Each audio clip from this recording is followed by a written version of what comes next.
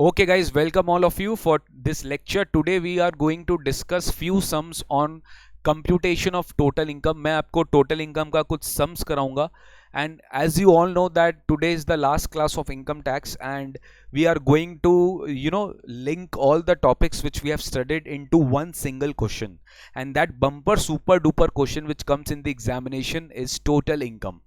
जो 10 to 14 marks, अगर question 1 है 14 मार्क्स का तो 14 मार्क्स का कंपलसरी क्वेश्चन आता है, या 15 मार्क्स का या 10 मार्क्स का या 12 मार्क्स का कंपलसरी क्वेश्चन आपके एग्जाम में आता है इनकम टैक्स में. You can not ignore this question because all the chapters are merge together in one question. So PGBP, salary, income from other sources, deductions, TDS, advance tax, anything can be asked to you in the form of this question. कोई भी चीज आपको exam में पूछा जा सकता है. So you have to be ready for any chapters. मैं बोल नहीं सकता कि आपको कौन सा प्रोविजन से आएगा, बट डेफिनेटली एक सिंगल क्वेश्चन में it may be possible that कभी कभार 5-6 चैप्टर तक चला जाता है एप्लीकेबिलिटी. मतलब आपको उसमें से सैलरी का भी प्रोविजन पूछ लेगा, आपको मतलब सारे प्रोविजंस एप्लीकेबल करा के फिर आपको एक लंबा सम दे देगा. अल्टीमेटली सर इनकम टैक्स तो इसी के लिए हम पढ़े ना, राइट? इतना इंडिविजुअल चैप्टर्स आज का क्लास के लिए ही तो पढ़े थे कि हम एक दिन निकाल सके कि एक पर्सन का total income and total tax liability कितना आता है. So total income will be dependent upon how much he earns, okay, and that he classifies into 5 heads. Then he gets deductions, right? उसके बाद ही files his return of income. Return of income के समय उसे computation करना पड़ता है, right? So this is how examination में एक पूरा प्रॉपर क्वेश्चन आ जाता है जहां पे आपको पूछ लेता है कि what is the total income. So आज अपने टोटल इनकम का सम्स करेंगे, एंड मैं आपके लिए थोड़ा सा रेडी करके रखा हूं इन शॉर्ट कि मैं प्लान करके रखा हूं कि मुझे कौन कौन सा सम आपके साथ डिस्कस करना है. See that, right? I may not right each and every answers, but I will just discuss. मैं आपको क्वेश्चन पढ़ाऊंगा और मैं आपके साथ डिस्कस करूंगा, because I am discussing this because I assume that you have already know the provision. You just need a correct guidance to how you should approach the sum of computation of total income. तो सबसे पहले 2-4 बात before starting any sum I should let you know कि sir computation of total income के sums को हम कैसे करें सर. क्या हमें उसे पहले करना चाहिए कि हमें बाद में करना चाहिए? तो गाइज मेरा ये सजेशन है that you should only go for this sum once you are fully confident that you can do this sum in one time.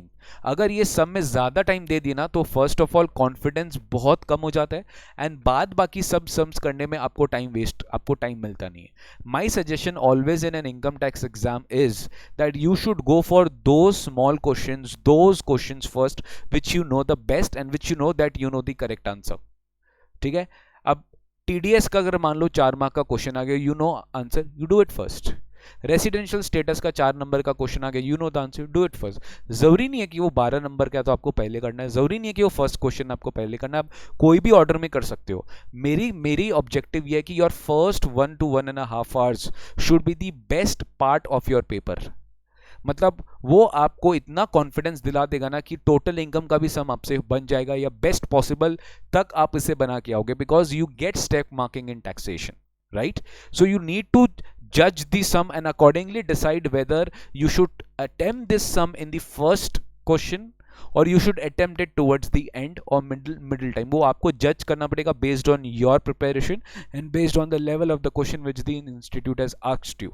So आपको ये मैं स्ट्रैटेजी बता दिया. नंबर 2, सर जब हम सॉल्व करने बैठ भी गए तो इतना लंबा सम रहता है तो हम भूल जाते हैं कि किसे ऐड करना है, किसे लेस करना है. क्या हमें नोट्स लिखना जरूरी है? अगर नोट्स नहीं लिखे, मैं बता देता हूँ, आधा नंबर हर एक एडजस्टमेंट का कटेगा. Because whatever adjustment you are doing you have to write a proper note. Note क्या होता है? A short, a very brief explanation to what tax adjustment you are doing in the sum. मान लो PGBP अगर मैं कोई खर्चे को ऐड कर रहा हूं तो मैं ऐड करके सिंपल छोड़ नहीं सकता, मुझे उसका एक नोट लिखना पड़ेगा कि वो आपने ऐड क्यों किया, किस सेक्शन में ऐड किया, और सेक्शन नंबर नहीं पता तो क्यों ऐड किया, या डिसअलाउ किया या रिड्यूस किया तो क्यों किया, राइट? और टैक्स लायबिलिटी निकाला तो कैसे निकाला. You have to show every treatment of what you are doing, right? If you are exempting a perquisite or you are making tax or you are doing a valuation, तो उसका workings दिखाना पड़ेगा आपको. तो हमेशा क्या होता है टोटल इनकम के सम्स में, ऑलवेज मेन सम को क्लीन रखिएगा. क्लीन मतलब sir you have to compute 5 heads, you have to reduce deductions and then you have to compute total income, right? तो 5 हेड्स का आपको क्या करना चाहिए, हमेशा एक नोट बनाना चाहिए. सैलरी अगर सम में है ही नहीं तो छोड़ दीजिए. एचपी अगर सम में है, कैप गेन है, पीजीपीपी है, 3 हेड्स है जो नॉर्मली रहता है. तो हाउस प्रॉपर्टी अगर है तो हाउस प्रॉपर्टी नोट 1 नीचे बना दिया, पीजीपीपी नोट 2 नीचे बना दिया, कैप गेन नोट 3 नीचे बना दिया. तीनों का जो आंसर है वो ऊपर लिख दिया. डिडक्शंस अंडर चैप्टर 6 से अगर 2-4 डिडक्शंस है तो वही दे दिया, वरना उसे भी नीचे लिख सकते हो. So your clean presentation is very important in a type of sum of total income. वही अगर आप एक ही लंबे से सम में सैलरी भी डाल रहे हो फिर पीजीबी भी डाल रहे हो तो sum will go into pages. And देखिए एग्जामिनर को जितना ज़्यादा तकलीफ होगा आपका पेपर चेक करने में, जितना ज़्यादा उसे पेज पलटना पड़ेगा, जितना ज़्यादा प्रेशर लेना पड़ेगा, जितना ज़्यादा वो फ्री माइंड से आपका पेपर चेक नहीं कर सकता है, the worser situation for you will it be. Okay, so you have to give him a clean presented paper. ज़्यादा काटाकुटी नहीं होना चाहिए. अगर आप कोई भी चीज़ में एडजस्टमेंट नहीं आता है तो without doing any adjustment do this. मतलब मान लीजिए एक सम में 15 एडजस्टमेंट है, you just know 8 adjustments, no problem, do it. बाकी 7 में जितना कर सकते हैं कर लीजिए, a best possible scene which you can do. लेकिन उस सब में अगर आपको पता ही है कि आपका टोटल इनकम रॉन्ग हो सकता है because you don't know all the adjustments, why will you calculate tax liability? Do not waste in calculate tax liability, instead do the other sums पे फोकस करिए. So tax is something which you need to plan your 3 hours very nicely. आप बहुत अच्छा से prepare कर लिए but planning में आपका बहुत जीरो है, प्लानिंग आप ठीक से कर नहीं पाए, so it will be very difficult for you, let me tell you. And खासकर sums like total income can fully disrupt your paper. 45 minutes खाली इसी नंबर पे लगा दिया, 10-12 नंबर पे गया ना पूरा पेपर. इसलिए मैंने बोला अटेम्प्ट तभी करना जब पूरा अच्छे से आता है, ठीक है? या 70-80% भी आता है तो अटेम्प्ट कर लेना. और ऐसे अटेम्प्ट करना कि नहीं इसी में घुस गए, वो एडजस्टमेंट भूल गए तो उसी पे घुस गए. Do other sums are there, फटाफट करिए. Okay, let's start. अब मैं स्टार्ट कर रहा हूं आरटीपी नवंबर 20 का एक डिस्कशन, ठीक है? RTP November 20 is basically revision test paper which institute has just announced. And let me tell you some good questions I came across to in this RTP. Unlike earlier RTPs जहां पे sums बहुत repeated आते थे, but RTP November 20 में मुझे actual में कुछ ऐसा सवाल मिला तो मैं आपके साथ डिस्कस करना चाहता हूँ. अब ये मत बोलना सर CSCMA का वो भी हम करेंगे, बट CSCMA सब आप लोग भी ये करो बिकॉज सेम ही क्वेश्चन तो है, सेम ही सिलेबस तो है. ये क्वेश्चन आपके एग्जाम में भी पूछा जा सकता है. It's like brothers and sisters, twins brothers and sisters. Okay, चलिए स्टार्ट करते हैं क्वेश्चन 15. ठीक है, मैं आपके सामने रखा हूं क्वेश्चन नंबर 15. और आप सोचो कि आप एक एग्जामिनेशन का सम कर रहे हो और अच्छे से अपने को इसको प्रोसेस वाइज अपने को ध्यान रखना, और चाहे तो अपने कॉपी में नोट करते रहिए जो मैं डिस्कस कर रहा हूं. आप भी अपने साथ साथ आंसर आप भी मेरे साथ साथ करते रहिए, मेरा वेट मत करिएगा. मिस्टर सूरज एजेड 50 ईयर्स, मिस्टर सूरज aged 50 years, Mr. Suraj aged 50 years, 50 साल का mister Suraj, resident individual engaged in the wholesale business of health products के बिजनेस में.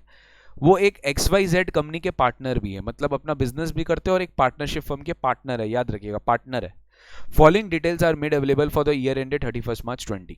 Number 1, interest capital receipt from XYZ and company at 15% in accordance with partnership deed. Okay sir, 40 सब clause B में partnership firm को maximum 12% deduction मिलता है. I repeat, 12% से ज्यादा interest का डिडक्शन पार्टनरशिप फर्म को नहीं मिलता है. ठीक है, मतलब 3% डिसअलाउंस फर्म को हो जाएगा. किसको हो जाएगा? फर्म को.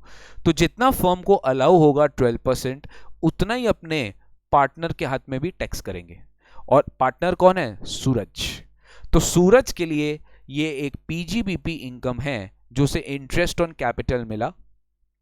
1,50,000 डिवाइड बाई 15% इंटू 12%. अगर 1,50,000 15% के हिसाब से तो 12% के हिसाब से हो गया 1.2 लाख. दैट इज 1,20,000 सूरज का पीजीबीपी इनकम में ऐड कर देंगे।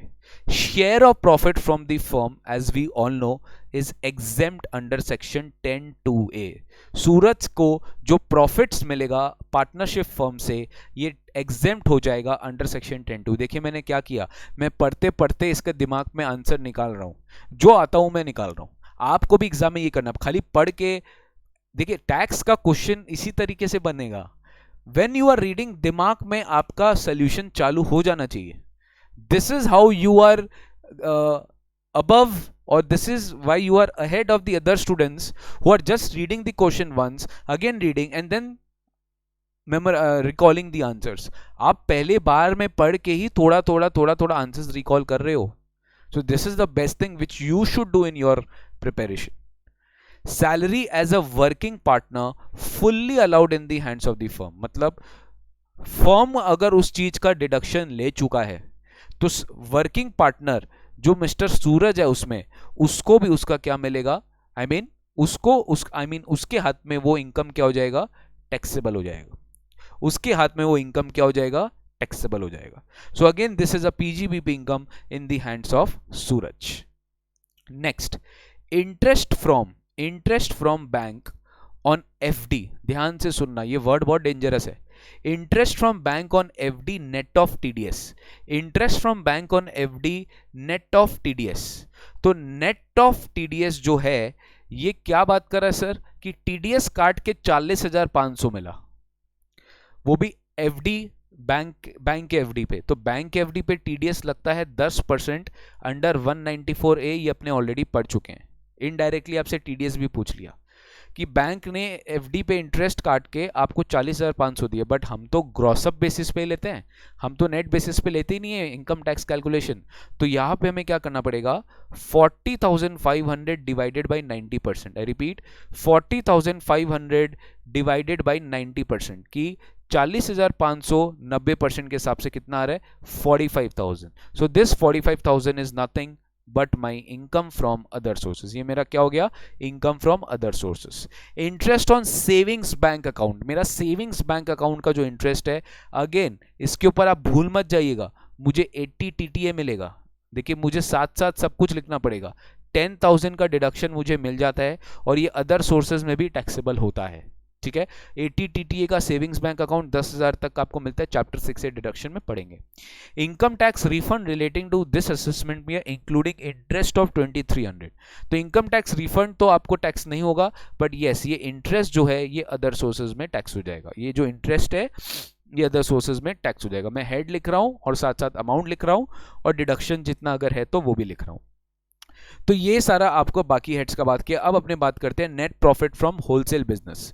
इसका होलसेल बिजनेस में नेट प्रॉफिट था 5,60,000। अमाउंट जो डेबिट हुआ है मतलब जो पीएल में डेबिट हुआ है वो है ये सारे expense. Depreciation as per books 34,000। कुछ याद आ रहा है आपको, ये बुक डेप्रीसिएशन है, ये आपको ऐड करना पड़ेगा। मतलब जब आप पीजीबीपी इनकम निकालेंगे इसका खुद के बिजनेस से, बिकॉज ये पार्टनरशिप फर्म में भी पार्टनर था, वहां से भी उसका प्रॉफिट्स आ रहा है, और वो डेप्रीसिएशन उसका खुद का बिजनेस था, उसका बिजनेस से भी प्रॉफिट्स आ रहा है, तो वो आपको अलग से निकालना पड़ेगा। So 5,60,000 is my net profit as per PNL, from which I will add back book depreciation. Motor car expense मुझे मिलना चाहिए, but we need to wait further. Municipal taxes, अगर शॉप का टैक्सेस है, देखिए शॉप तो बिजनेस पर्पस के लिए यूजर है, तो बिजनेस पर्पस के लिए जो बिल्डिंग है, दिस इज बिल्डिंग। कुछ याद आ रहा है, सेक्शन 30 और 31 मैंने आपको पढ़ाया था कि rent rate taxes for repairs and insurance, या फॉर कोई भी बिल्डिंग के लिए अगर आपने कुछ टैक्सेस पेमेंट किया है तो उसका डिडक्शन आपको मिल जाएगा। बट कुछ याद आ रहा है और एक चीज कि टैक्सेस पे 43B भी लगता है पीजीबीपी में, कि अगर आप टैक्स पे नहीं करते तो आपको डिडक्शन नहीं मिलता। तो 43B says that tax should be deductible on payment basis. तो यहाँ देखो क्या लिखा है, for 2 half years, 2 half year, payment for 1 half year was made on 12th जुलाई। ये 1920 का इनकम टैक्स डिटेल निकाल रहे हो आप, ठीक है। तो 1920 के लिए तो due date of return filing income, हम अज्यूम कर रहे हैं इसका रिटर्न फाइलिंग ड्यू डेट 31 जुलाई है, 31 जुलाई है, राइट, 31 जुलाई है इसका ड्यू डेट। तो 31 जुलाई के पहले इसने 12 जुलाई को तो 1 हाफ पे कर दिया, बट बाकी उसने नहीं किया, तो आपको प्लस 3,500 क्या करना पड़ेगा, ऐड करना पड़ेगा, क्योंकि पीजीबीपी में 43B के हिसाब से इसे डिसअलाउ करना पड़ेगा। Okay sir. Salary to manager by way of a single cash payment. Manager को सैलरी दिया है सिंगल कैश पेमेंट में एक्सीडिंग 10,000, राइट, कैश में दिया एक्सीडिंग 10,000, तो प्लस अगेन इसको 21,000 ऐड करना पड़ेगा। ठीक है सर। WDV आपको असेट्स का दिया एज ऑन 1419। आप कंप्यूटर और कंप्यूटर प्रिंटर दोनों के लिए क्या है, 40% ब्लॉक है, रिपीट 40% ब्लॉक है, तो 2,40,000 के ऊपर आप 40% निकाल लोगे और कंप्यूटर प्रिंटर के ऊपर भी आप 40% निकाल लोगे।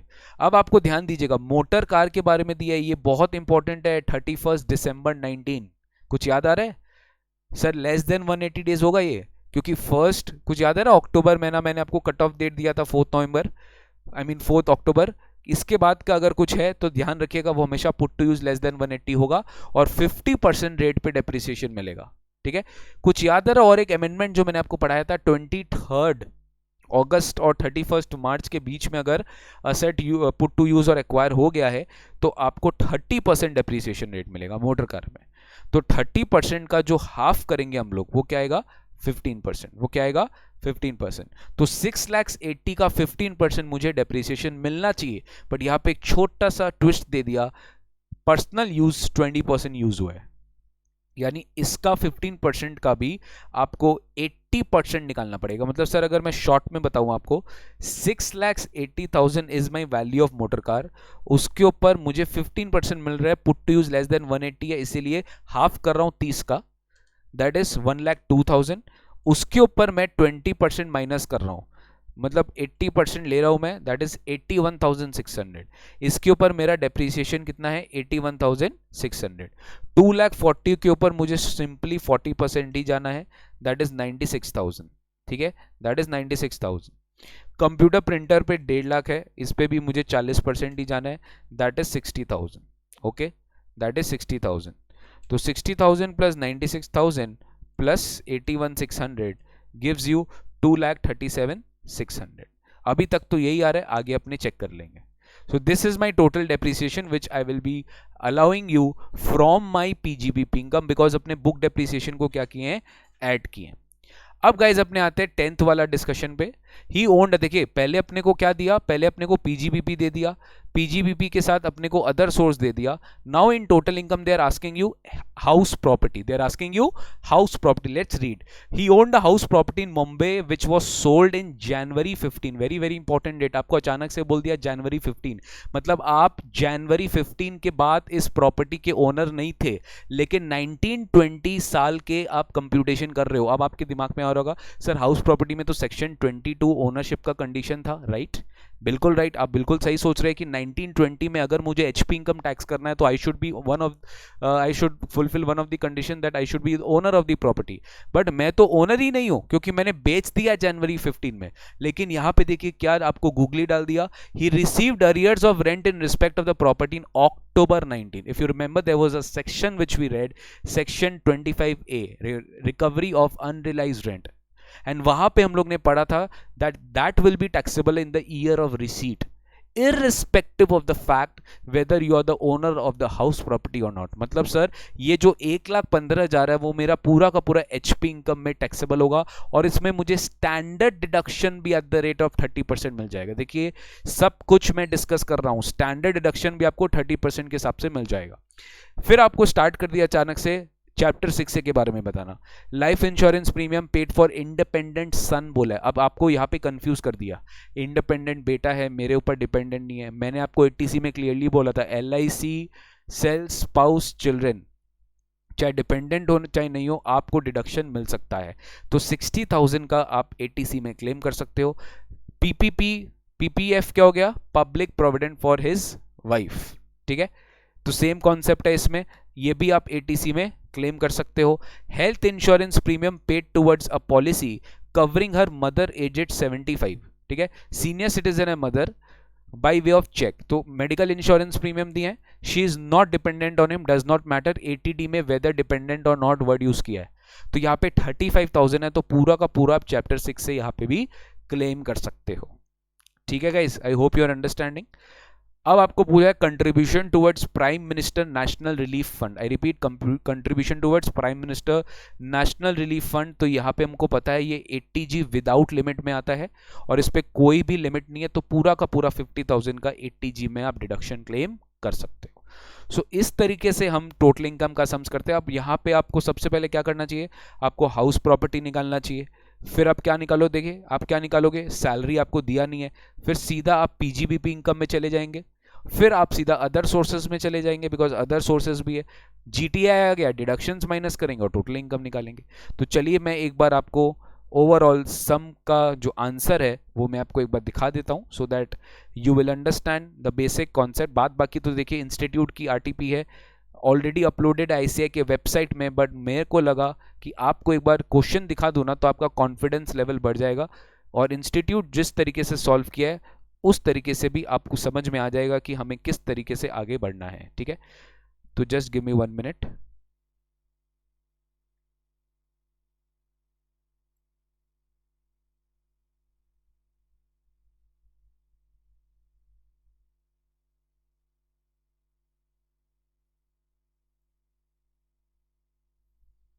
यस, सो देखो थोड़ा बहुत याद रखो जो मैंने आपको बोला था। एचपी में याद है हम लोग ने रिसीव किया और स्टैंडर्ड डिडक्शन हम 30% दे दिए, फिनिश्ड। नेक्स्ट देखो पीजीबीपी कुछ याद होगा आपको, हम लोग स्टार्ट किए पहले होलसेल बिजनेस। होलसेल बिजनेस अलग है, फर्म अलग है। फर्म क्यों, क्योंकि उस फर्म का पार्टनर था। होलसेल बिजनेस में नेट प्रॉफिट से स्टार्ट किए, एडबैक किए, बुक डेप्रीसिएशन, म्युनिसिपल टैक्स याद है हाफ का अलाउ डिसअलाउ कर दिए, सिंगल कैश पेमेंट डिसअलाउ कर दिए। अब कार एक्सपेंसेस जो याद है, जो कार एक्सपेंसेस था आपका उसका भी आप 20% डिसअलाउ करेंगे। 40,000 था याद है कुछ, 40,000 इंटू 20%, तो ये आ गया आपका 8,000। तो 8,000 आपको कार एक्सपेंसेस का भी डिसअलाउ करना पड़ेगा बिकॉज 20% कार के लिए पर्सनल यूज हुआ है। और फिर आप डेप्रीसिएशन निकाल दिए, नोट 1 ये डेप्रीसिएशन मैंने आपको निकाल के भी दिखाया था 3 एसेट्स का।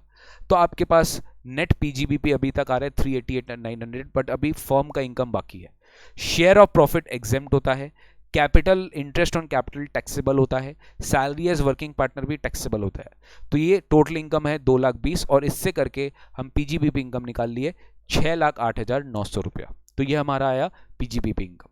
अदर सोर्सेज में मैंने आपको ये 3 कराई दिया था, interest on income tax, savings bank, bank FD. याद रखो एक ग्रॉसअप बेसिस पे गया क्योंकि 45,000 है, ग्रॉसअप बेसिस पे जाएगा।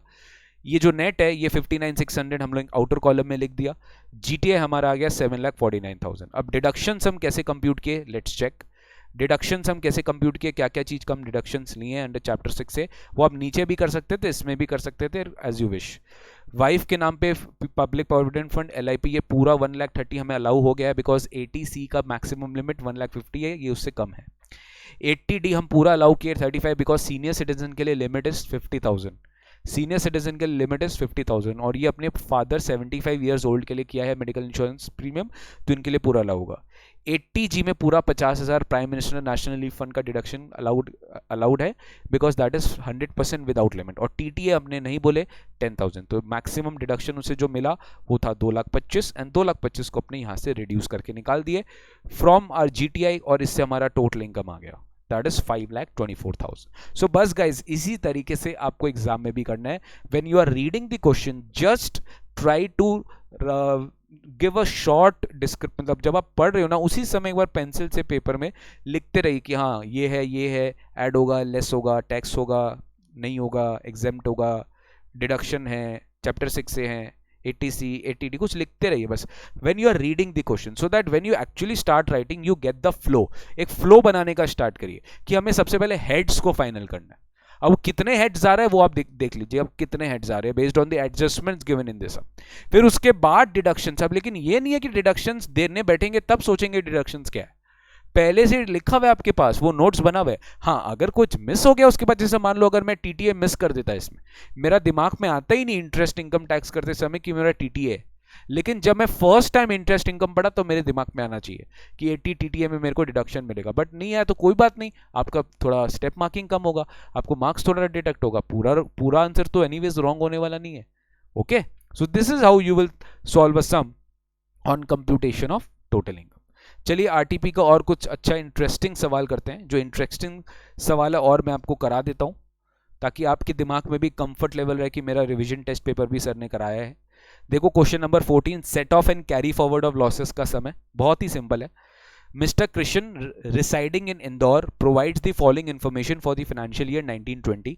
Income from textile business 4,60,000, income from speculation business 25,000, loss from gambling का कुछ नहीं होगा, neither carry forward not set off. Loss on maintenance of race horses, यहाँ पे income नहीं है तो इसको आप carry forward कर देंगे 4 years के लिए. Current year depreciation of textile business not adjusted in the above, तो आपको एडजस्ट करना पड़ेगा। अब 5,000 करंट ईयर डेप्रिसिएशन को पहले माइनस करेंगे। अनअब्जॉर्ब डेप्रिसिएशन पुराने साल का है तो वो भी आप यही से एडजस्ट करेंगे इनकम फ्रॉम टेक्सटाइल बिजनेस के साथ। स्पेक्यूलेटिव बिजनेस लॉस है ऑफ AY 1920, मतलब ब्रॉड फॉरवर्ड लॉस है 30,000 का, तो यहां से आप डिडक्ट करोगे कहां से 25,000 के साथ, तो आपके पास अब भी 5,000 बचेगा जो आप अगेन स्पेक्यूलेटिव बिजनेस 4 इयर्स तक कैरी फॉरवर्ड कर सकते हैं। तो सर यहाँ पे मैं मुंह जवानी ही बोल सकता हूँ कि मेरा स्पेक्यूलेटिव इनकम था 25, मेरा लॉस था 30, तो मेरा 5,000 का लॉस बच रहा है स्पेक्यूलेटिव बिजनेस से, और मेरा OMRH से जो लॉस आ रहा है दैट इज 5,000। तो ये दो मैं क्या करने वाला हूँ, कैरी फॉरवर्ड करने वाला हूँ, और अल्टीमेटली मेरा टोटल इनकम कितना आ रहा है बहुत ध्यान से, 4,60,000 में से 4,60,000 में मैंने क्या क्या माइनस किया, 5,000 एंड 10,000, सो 15,000 में माइनस कर रहा हूं 4,60,000 में से। रिपीट, 4,60,000 में से मैं 15,000 माइनस कर रहा हूं, राइट। अब अपने को देखना है ये नेट इनकम कितना आ रहा है 4,45,000, नेट इनकम कितना आ रहा है 4,45,000, right, after set of losses. यहाँ पे अगेन स्पेक्यूलेटिव बिजनेस पूरा जीरो हो चुका है, लॉस फ्रॉम गैम्बलिंग कुछ किए नहीं, तो बस this is my final answer, 4,45,000 is my total income. Without seeing any answer मैं ये कर लिया। आपको खाली प्रेजेंटेशन अच्छे से दिखाना है कि क्या लॉस आप कैरी फॉरवर्ड करोगे, क्या लॉस आप सेट ऑफ करोगे, उसके बेसिस पे आप टोटल इनकम निकालोगे। ओके, पेपर पे लिखना अलाउड नहीं है सर, मैं समझता हूं पूनम, आप आंसर स्क्रिप्ट में लिख लेना यार, कोई दिक्कत नहीं, आंसर स्क्रिप्ट में तो लिखना अलाउड है, पेपर में अगर लिखना अलाउड नहीं है। मैं पेपर का मतलब आंसर स्क्रिप्ट ही बोल रहा था, क्वेश्चन पेपर नहीं बोल रहा था मैं। इंटरेस्ट ऑन कैपिटल आपको 12% तक फर्म को अलाउ होता है, तो वो सैलरी के तरह वो interest on, repeat, interest on capital 12% firm को अलाउ होगा, तो वही टैक्सेबल होगा रेसिपिएंट के पॉइंट ऑफ व्यू से, मतलब जो पार्टनर को इंटरेस्ट मिल रहा है उसके हाथ में 12% ही टैक्सेबल होगा।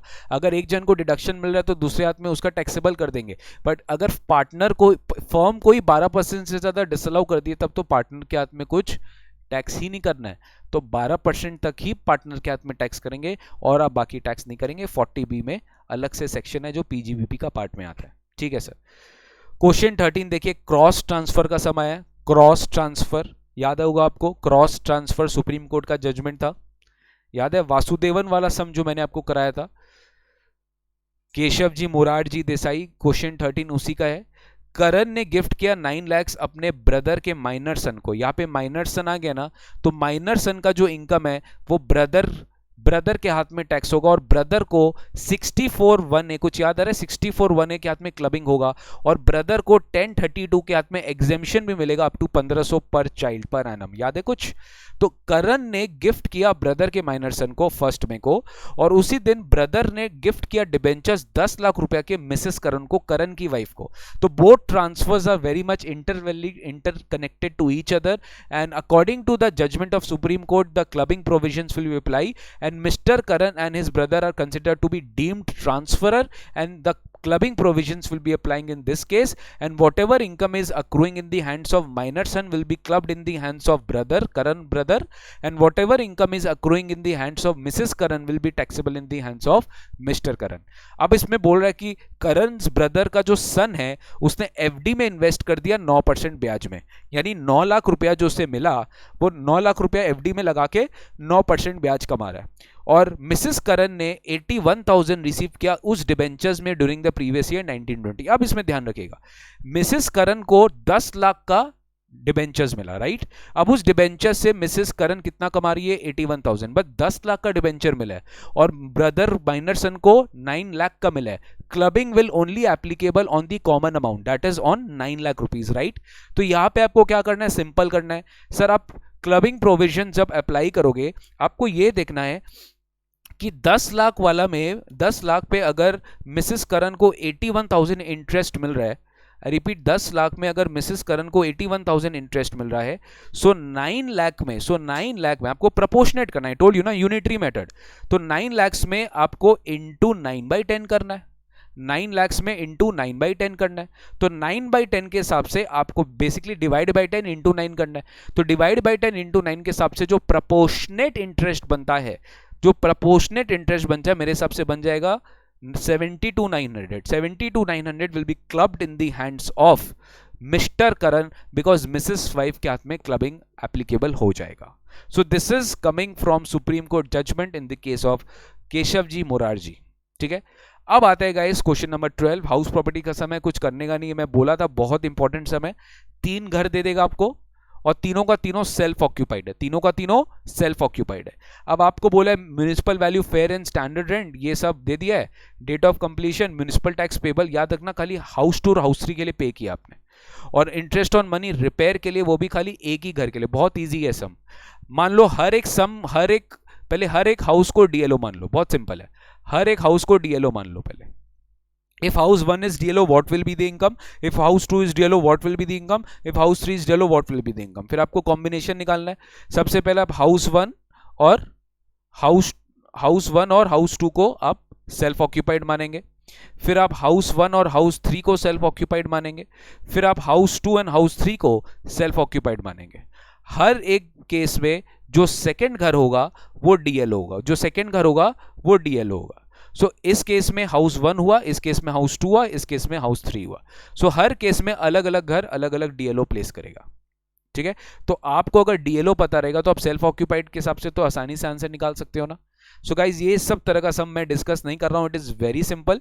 हाउस वन में ध्यान से, हाउस 1 में आप नॉर्मल पूरा एनएवी तक निकालोगे सम. स्टैंडर्ड डिडक्शन कुछ है नहीं, म्युनिसिपल टैक्स पेबल कुछ है नहीं, सीधा एचपी आने वाला, कुछ है ही नहीं इसमें.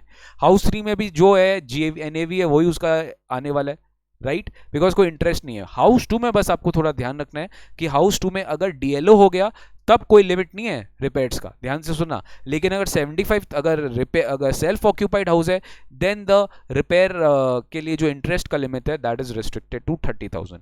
आप प्लीज इसका आंसर देख लेना, आपको समझ में आ जाएगा. Is it clear?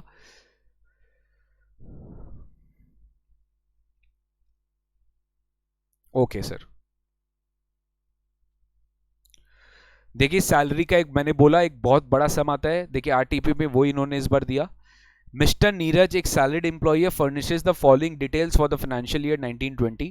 Basic salary tax कर देंगे पूरा का पूरा, डीएनएस अलाउंस टैक्स कर देंगे पूरा का पूरा, कमीशन टैक्स कर देंगे पूरा का पूरा. एंटरटेनमेंट अलाउंस बताइए क्या ये गवर्नमेंट एम्प्लॉय? नहीं, तो कोई डिडक्शन नहीं मिलेगा, no deduction. I repeat, entertainment allowance देखते दिमाग में मत याद देना, एंटरटेनमेंट अलाउंस देखते दिमाग में डिडक्शन मत ले आना. डिडक्शन खाली गवर्नमेंट एम्प्लॉय को मिलता है, this you should know. 7500 fully taxable. Medical expenses reimbursed by the employer, याद रखिए 15,000 का एग्जेम्पशन अब नहीं है, fully taxable. Medical expenses reimbursed by employer, fully taxable. Professional tax 50% employer ने पे किया है तो 2000 टैक्स करेंगे पहले क्योंकि ऑब्लिगेशन है मेड बाय द एम्प्लॉयर, और लास्ट में डिडक्शन पूरा 4000 का दे देंगे, डिडक्शन पूरा 4000 का दे देंगे, लास्ट में देंगे ग्रॉस सैलरी के बाद. Health insurance premium paid by employer exempt हो जाएगा. ये क्या हो जाएगा? एग्जेम्प्ट हो जाएगा because we have no that's a exempt perquisite. Gift voucher given by employer on his birthday, तो काफी स्टूडेंट्स पूरा 12,000 भी टैक्स कर सकते हैं because in since the gift value is exceeding 5,000 full is taxable. But काफी स्टूडेंट्स ये भी कर सकते हैं कि एक्सेस ऑफ 5,000 ही टैक्स करेंगे, मतलब खाली 7,000 टैक्स करेंगे. Anything you can do, both view are correct. Institute ने बोथ व्यू को करेक्ट माना है.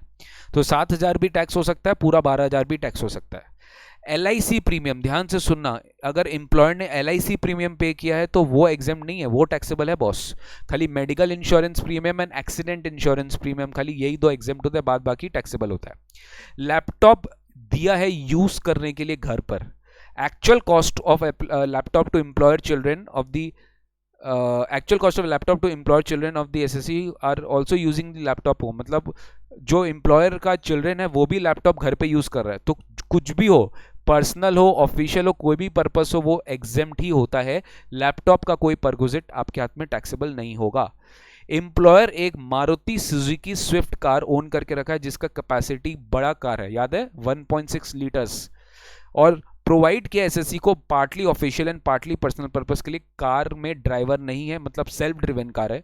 All the expenses are made by the employer, मतलब खर्चा भी एम्प्लॉयर का है और गाड़ी भी एम्प्लॉयर का है, यानी एम्प्लॉयर याद आ रहा है, एम्प्लॉयर 1800-2400 पर मंथ, 1800-2400 प्लस 900 कर देते अगर ड्राइवर है, बट ड्राइवर नहीं है और गाड़ी बड़ी है, तो 2400 इंटू 12, क्या बोला मैंने, 2400 इंटू 12 के हिसाब से आप परक्विजिट का वैल्यूएशन निकालेंगे। 2400 इंटू 12 का 2400 इंटू 12 के हिसाब से आप परक्विजिट का वैल्यूएशन निकालेंगे। Okay okay sir. Annual credit card fees paid by employer, credit card is not exclusively used for official purpose, details of usage भी नहीं है, और एनुअली आपका क्रेडिट कार्ड के ऊपर फीस लगता है, तो पूरा का पूरा आप इसको टैक्स कर देंगे। याद ये रखना मत भूलना कि लास्ट में जाके एक 50,000 का स्टैंडर्ड डिडक्शन भी आपको देना है, वो एग्जाम में दिया हुआ नहीं रहेगा, आपको देना पड़ेगा।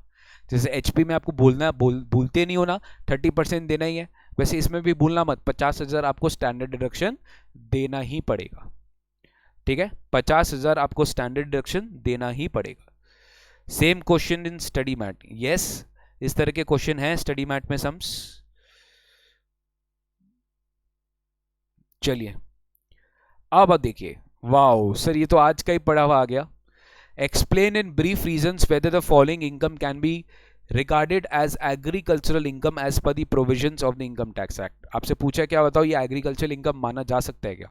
Rent receipt for letting out agriculture land for a movie shooting, O my God ये तो आज ही आपने बताया सर, यही बताया मैंने, जानबूझ के बताया ताकि आपके दिमाग में रहे कि ये एग्जाम में आया हुआ है।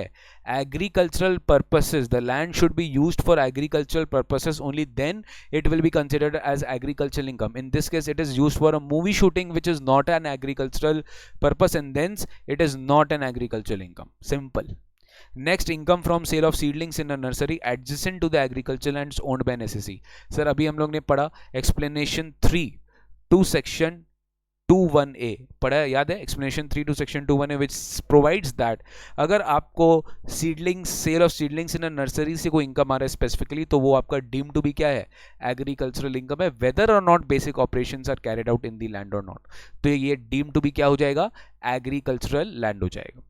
ठीक है, तो ये agricultural income हम मान लेंगे। 9th क्वेश्चन में आते हैं। देखो रेसिडेंशियल स्टेटस का सवाल है, बहुत अच्छा सवाल है, और इसमें ये भी इस तरह का सवाल हम कर चुके हैं, मेरे डीजेबी के बुक में है, दिव्य जड़ी बूटी बुक में है, you can see this. You are required to determine the residential status of mister Dinesh, a citizen of India for the previous year 1920। Dinesh is a member of crew of a Singapore bound Indian ship carrying passengers in the international waters which left Kochi port in Kerala on 16 August 2019। याद रखो 16 August 2019 को, याद रखो दिनेश एक crew member है Singapore bound Indian ship का, मतलब जो शिप इंडिया छोड़कर सिंगापुर जा रहा है, पैसेंजर्स को कैरी कर रहा है, जो कोची पोर्ट केरला को छोड़ा 16 अगस्त को, मतलब कोची 16 अगस्त 19 से दिनेश इंडिया में नहीं था, simple. Date entered into continuous discharge certificate, कुछ याद आ रहा है, रूल 126 मैंने आपको पढ़ाया था, रूल 126 के हिसाब से आप कंप्यूट करेंगे कि वो इंडिया में कितना दिन था। So date entered into continuous discharge certificate in respect of joining of till signing off will be excluded from his total period of stay in India, that will be considered at his total stay of period in India, जो आपको देना पड़ेगा for your condition as per section 6(1). Is it clear? तो यहाँ पे date एंटेड है 16 अगस्त, 16 अगस्त से date एंटेड signing off है 21 जनवरी, वो इंडिया में नहीं था, मतलब वो शिप से निकला 21 जनवरी, मतलब उस पीरियड तक वो इंडिया में नहीं था। फिर आपको अलग से बोला है कि जून में भी उसने इंडिया छोड़ के दुबई गया था एक प्राइवेट ट्रिप के लिए फॉर कंटिन्यूअस 27 डेज, मतलब अलग से 27 दिन भी वो इंडिया के बाहर था। ओके, लास्ट 4 साल में preceding the previous year he was present in India for 424 days. Sir कुछ याद है पिछला 4 साल का इन्फॉर्मेशन क्यों रहेगा, बताओ पिछला 4 साल का इन्फॉर्मेशन क्यों रहेगा? कंडीशन नंबर 2 याद है, करंट ईयर 60 डेज और more, preceding year previous year 365 days और मोर, ये रहेगा। अरे बोलिए ये रहेगा, तो पिछले 4 साल में 365 डेज और मोर, यस सर ये भी रहेगा। लेकिन ये तो इंडियन में crew, Indian citizen crew member of Indian ship है, तो इसके लिए कंडीशन 2 एप्लीकेबल ही नहीं होगा। इसके लिए कौन सा कंडीशन एप्लीकेबल होगा? 182 वाला कंडीशन एप्लीकेबल होगा। तो खाली कंडीशन 1 इस केस में लग रहा है because he is a member of crew of an Indian ship. During the last 7 previous years, he was present in India for 830 days. ये सब क्यों बता रहा है? क्योंकि आपको ROR या NOR भी निकालना पड़ सकता है only when he is considered to be a resident. तो आपको ये एक्स्ट्रा इन्फॉर्मेशन भी दे रहा है। सबसे पहले ये तो चेक कर यार कि बेसिक कंडीशन 1 फुलफिल कर रहा है कि नहीं कर रहा है। तो उसके लिए तो सबसे पहले आप ये चेक करोगे कि डेट एंटर्ड क्या भैया 16 अगस्त से 21 जनवरी कितना डेज आ रहा है, वो अपने चेक करेंगे। अब ध्यान रखिएगा 16 अगस्त जब वो इंडिया छोड़कर गया उस दिन भी वो इंडिया के बाहर है, और 21 जनवरी भी वो इंडिया के बाहर है। दोनों डेट इंक्लूडिंग इंडिया के बाहर है। तो 16 अगस्त को हम नहीं मानेगा वो इंडिया में, राइट? तो मेरे को 31 में से 15 माइनस करना पड़ेगा, 15 तारीख तक, मतलब 16 से वो बाहर है। तो अगस्त में 16 डेज हो गया। कितना हो गया? 16 डेज अगस्त में वो इंडिया के बाहर है। तो मेरे को यही तो कैलकुलेट करना है कि वो इंडिया के बाहर कितना, तो 16 डेज। तो 16 से लेके 31 16 will also be outside India. तो 16 डेज ऑफ अगस्त फिर तो इजी है। सितंबर में 30 डेज, अक्टूबर में 31 डेज, नवंबर में 30 डेज, दिसंबर में 31 डेज, और जनवरी में 21 डेज। तो टोटल आ रहा है 159 डेज। 159 डेज वो शिप में था। सर जून में भी वो 27 डेज इंडिया के बाहर था, तो प्लस 27 और कर देते हैं, तो 186 डेज वो इंडिया के बाहर था। अब स्टूडेंट गड़बड़ करेगा, वो भूल जाएगा कि 1920 में 366, आई रिपीट 1920 में 366 डेज आता है, याद है? क्योंकि इस साल लीप ईयर था, 2020 में लीप ईयर था, तो 366 डेज आता है, 365 नहीं आता है। तो 366 में से आपको माइनस करना पड़ेगा 186। 366 में से आपको माइनस करना पड़ेगा 186, which will give you I think 180 if I am not wrong. Yes sir, 180 दिन वो इंडिया में रहा है, और which is less than 182 days. O my God, 2 दिन के कारण वो बच गया, बच गया, बच गया, बच गया। हम भी बच गए, बच गए, बच गए, क्योंकि हमें और आगे नहीं करना पड़ेगा, और हम इसको consider to be non resident मान गए। वरना झमेला था आगे। झमेला कैसे? झमेला पिछले 4 साल देखो, या RNOR देखो। RNOR में आपको 830 डेज देखना पड़ता, फिर आप दूसरा कंडीशन देखते, बहुत झमेला था। या स्ट्रेट अवे सम बन गया, he is a non resident in India because he is not staying for 182 days or more, and condition number 2 is also not applicable in this case. Very good, बहुत सारे लोग बोल दिए।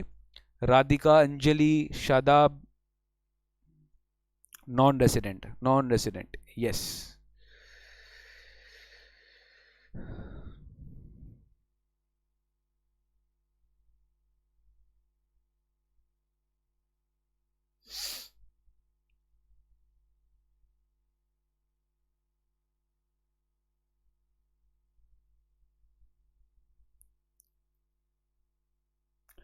तो चलिए सर, अब किया जाए कुछ multiple choice questions. Very very good, मैं बताऊंगा ना, अच्छे लेवल के एमसीक्यूज है, केस स्टडी बेस्ड एमसीक्यूज है, जो रिवीजन टेस्ट पेपर में आया था। इससे आज का क्लास हम कंक्लूड करेंगे।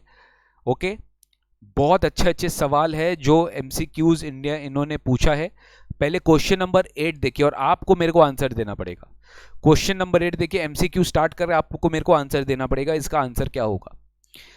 Mr. Nihar maintains a savings account and a current account in मेरा बैंक लिमिटेड। मिस्टर निहार एक सेविंग्स और करंट अकाउंट मेंटेन करके रखा है एक बैंक में, मतलब उनके 2 अकाउंट है। बहुत बढ़िया।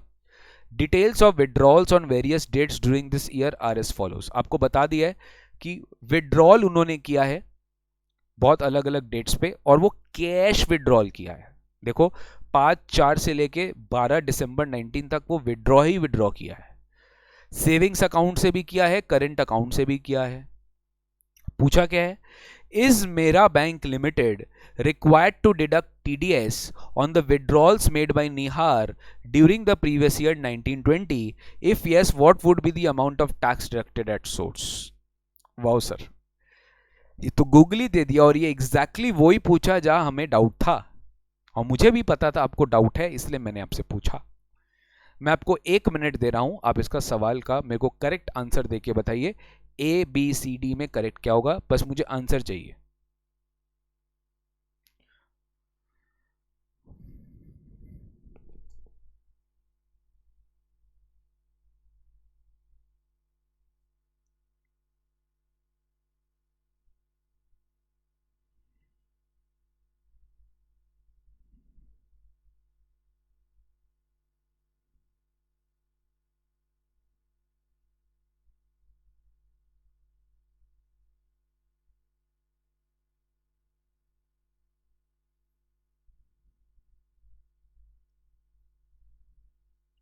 यस, कल से जीएसटी स्टार्ट होगा।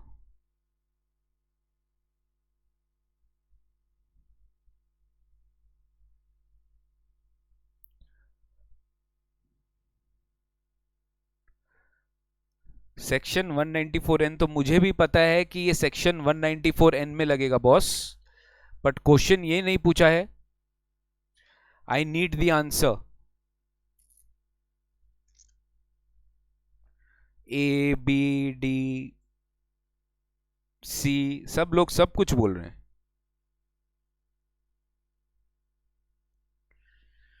देखिए, सबसे पहले मैंने कल पढ़ाया था आपको, या फिर मैंने टीडीएस टॉपिक में पढ़ाया था टू बी प्रिसाइज, 194N 1 अप्रैल 19 से ही एप्लीकेबल है। मतलब जब कैश विड्रॉल आप देखोगे, आप 1 अप्रैल से ही देखोगे, राइट। नंबर 2, जब आप विड्रॉल चेक करोगे तो आप एक बैंक का सारे अकाउंट से अपना विड्रॉल चेक करोगे। करंट का अलग, सेविंग्स का अलग का लिमिट नहीं है। वो 1 करोड़ इज फॉर 1 और मोर अकाउंट्स, लाइक मल्टीपल अकाउंट्स के लिए लिमिट है वो, ठीक है। अलग अलग अकाउंट के लिए लिमिट नहीं है। तो मेरा सेविंग्स अकाउंट और करंट अकाउंट मिला के, मेरा सेविंग्स अकाउंट और करंट अकाउंट मिला के 1 करोड़ से ज्यादा है। मेरा सेविंग्स अकाउंट और करंट अकाउंट मिला के 1 करोड़ से ज्यादा है, राइट। एंड वो कितना ज्यादा है? 60 लाख ज्यादा है। वो कितना ज्यादा है? 60 लाख ज्यादा है। मतलब 1 करोड़ 60 लाख का मेरा विड्रॉल है। तो 1 करोड़ तक पे टीडीएस लगेगा नहीं, बट 60 लाख पे आपका 2% टीडीएस कटेगा, which is TDS of rupees 1,20,000 is required to be deducted. The correct answer is D. The correct answer is D. That is option number 4. ठीक है, the correct answer is D, that is option number 4। तो 1 करोड़ तक आपने नहीं दिया, but 60 lakh के ऊपर आपको 2% टीडीएस कटेगा। तो बैंक को 2% टीडीएस काटना पड़ेगा। Very good. चलिए 8 का सवाल आप कर लिए। अब आते हैं 7th क्वेश्चन में। Mister Dinesh is a resident in India. उनका ग्रॉस टोटल इनकम है 2,30,000 comprising of interest on savings account and rental income. मतलब उनका 2,30,000 का एक जीटीआई है, जीटीआई है 2,30,000 का, जिसमें इंटरेस्ट और एक रेंटल इनकम है। चलो ठीक है, नॉर्मल इनकम है। और ग्रॉस टोटल इनकम बोले, अगर आपको याद होगा, आपको टोटल इनकम बिफोर चैप्टर 6 से डिडक्शन एंड एग्जेम्पशन सीरीज देखना पड़ता था अंडर सेक्शन 54। वो आपका बेसिक एग्जेम्पशन लिमिट क्रॉस नहीं करना चाहिए। आप तो जीटीआई बोल रहे हो, तो जीटीआई तो obviously it's before deduction under chapter 6 से। ही इनकर्ड एक्सपेंडिचर फॉर 2 लाख। बहुत अच्छे सवाल, मतलब इंस्टीट्यूट आपको कहीं से भी नहीं छोड़ेगा। The test will be, the exam will be very much accurate and they will test you how well you can remember the provisions. 2 lakh का खर्चा आपने किया for his son for a study tour to Europe। ठीक है, वो सन जा रहा है एक ट्रिप पे यूरोप पे, तो आपने यूरोप का जो ट्रैवलिंग एक्सपेंस है उसका 2 लाख रुपया का आपने खर्चा किया। Whether he is required to file return of income for this assessment year, if yes, what is the due date? मुझे बताइए इसका सवाल का आंसर। पूनम गलानी, हम रेट्रोस्पेक्टिव एप्लीकेबिलिटी देखिए, ध्यान रखो 1 अप्रैल 19 से उसका काउंटिंग स्टार्ट हो जाएगा 1 करोड़ का, बट 1 सितंबर 19 के बाद ही टीडीएस कटेगा। टीडीएस 1 सितंबर के पहले नहीं कटेगा ऑब्वियसली। 1 करोड़ का जो लिमिट है वो 1 अप्रैल से ही कैलकुलेट हो जाएगा। मेरे को इसका आंसर चाहिए 7 का, ए बी सी या डी। बस खत्म होने वाला है 10-15 मिनट में क्लास। 7 का ए बी सी या डी, फटाफट बताइए। 31 जुलाई एक जन बोल रहा है, 31 जुलाई, ओके। अंजलि, राधिका, आप लोग सब ए ही बोल रहे हैं। 31 जुलाई, 31 जुलाई, सब ए ही बोल रहे हैं।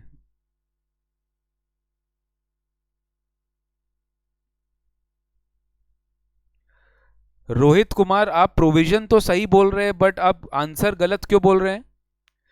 आप बोला यस 2 लाख से ज्यादा है, तो आपको फॉरेन ट्रैवलिंग 2 लाख से ज्यादा है। आई रिपीट, 2 लाख से ज्यादा है, आप ही बोले, मैंने नहीं बोला। फॉरेन ट्रैवलिंग 2 लाख से ज्यादा है, तब जाके आपको रिटर्न फाइल करना जरूरी है। बट यहां पे तो सर 2 लाख है यहां पे तो सर 2 लाख है, 2 लाख से ज्यादा तो नहीं है। तो 2 लाख तक तो सरकार भी बोलता है जी आपको रिटर्न फाइल करने की रिक्वायरमेंट नहीं है। हाँ, ये 2 लाख से ज्यादा होता है तब रिटर्न, मतलब आपको एग्जैक्ट लिमिट दे दिया। देखिए, तो द करेक्ट आंसर इज, ना तो उनका जीटीआई बेसिक एग्जम्पशन लिमिट से ज्यादा है, ना तो he is incurring any of the expenditure for which he should require to file return, travelling expenses not exceeding 2 lakhs। तो सही आंसर होगा no, he is not required to file return. No, he is not required to file his return. कल GST class start होने वाला है, आप लोगों को सबको आना है, अगर आप ग्रुप 2 सीएमए इंटरेस्ट दे रहे हो या फिर आप सीएस के स्टूडेंट हो। ठीक है, आप लोग को ये क्लास कर लेना चाहिए, अभी बहुत ज्यादा इंटरेस्टिंग होने वाला है। Trust me, I am going to super duper make this subject easy for you, और उसके लिए भी आपको इसी तरीके से नोट्स मिलेगा। और वहां पे हमारा बुक का टाइटल होगा जीएसटी दर्शन, जैसे इनकम टैक्स रक्षक वैसे जीएसटी दर्शन, भगवान जी का रखवाला। ठीक है, भगवान जी का दर्शन। अब आते हैं क्वेश्चन नंबर 6 में। क्वेश्चन नंबर 6 में फटाफट, मिस्टर निशांत एक resident but not ordinary resident है for the previous year 18-19। Oh my god, अचानक से बोल दिया, पिछले साल का इंफॉर्मेशन दे रहा है कि वो RNOR था। वो क्या था? RNOR था। एंड वो अगले साल मतलब 1920 में वो ROR बन गया। 1920 में वो ROR बन गया। उन्होंने रेंट लिया from a property in Canada amounting to 1 lakh during 18-19। Canada का प्रॉपर्टी है, RNOR है, तो अक्रू आउटसाइड इंडिया है, तो RNOR के हाथ में वो टैक्सेबल नहीं होना चाहिए। ठीक है, उन्होंने कनाडा के ही बैंक में डिपॉजिट कर दिया, नहीं होना चाहिए सर 18-19 में टैक्स। ठीक है, लेकिन 1920 में क्या हुआ, ये अमाउंट उसने इंडिया में through approved banking channels remit कर दिया। उन्होंने पहले तो लंदन में रिसीव कर लिया, फिर उन्होंने रेमिट कर दिया अगले साल, जिस साल निशांत बन गया था ROR। आई रिपीट, जिस साल निशांत बन गया था ROR, तो निशांत के लिए तो ग्लोबल इनकम टैक्सेबल हो गया। निशांत के लिए तो ग्लोबल इनकम टैक्सेबल हो गया। बट ध्यान रखिएगा, ये जो इनकम था 1 लाख का, ये 18-19 का था, ये 19-20 का नहीं था। 18-19 में Nishant was a RNOR only. Now आपसे पूछे क्या ये रेंट टैक्सेबल है, and if so how much and in which year. अगर ये टैक्सेबल है तो कब टैक्सेबल है और कितना टैक्सेबल है, ये आपसे पूछा है। क्या ये रेंट टैक्सेबल है, अगर टैक्सेबल है तो कितना टैक्सेबल है और कब टैक्सेबल है, बताइए। सृष्टि, लक्ष्मी, जूही, सॉरी जिनी, इकरा इकरा,